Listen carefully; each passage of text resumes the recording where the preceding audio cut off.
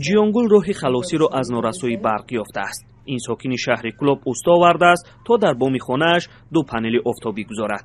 آنها در مجموع 1 کیلووات نیروی برق می‌دهند. میگوید تاکنون 8000 سومانی معادل تقریباً $800 خرج کرد.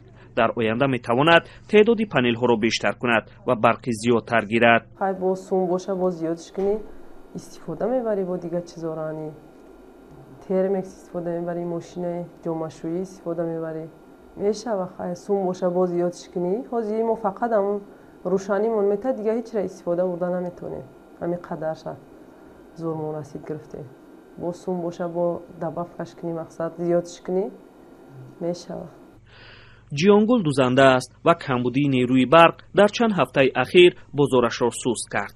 حالا با نصب پنل های آفتابی دوباره فعالیتش را جان بخشیدن است. میخواهد پولی بیشتر جمع بیارد تا قرض بانک را زودتر پردازد. یازی 1 کیلووات مرسوید میته. نم 1 کیلووات ما 8000 سومون گرفتیم. خیلی قیمت یک زوری مردم نمیرسه را خریدنده. ما را میزور ما نرسید خیلی قرض گرفتیم.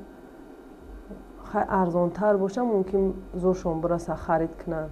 سویتمون هم 2 ساعت میتن میکشن همه دیگه تاریک میشه و نمیشه و این خشر روشنی میته. این شب روز به مثل جیانگول طلبگاران پنل های آفتابی در کلوب افزودند. تاجران میگن این بسته تنها از پنل آفتابی عبارت نیست. هر خانواده برای نصب پنل باید اینورتور یا 2 اکومولاتور بخرد. نرخ اینورتورهای 1 کیلوواته‌ای از 1500 سومانی سر می شود. هر سال در ایام تیرماه و زمستان در تاجیکستان محدودیت یا لیمیت برق جاری می شود. امسال محدودیت سخت‌تر شده شهرهای مرکزی از جمله بعضی از گوشه‌های دوشنبه را فرا گرفت.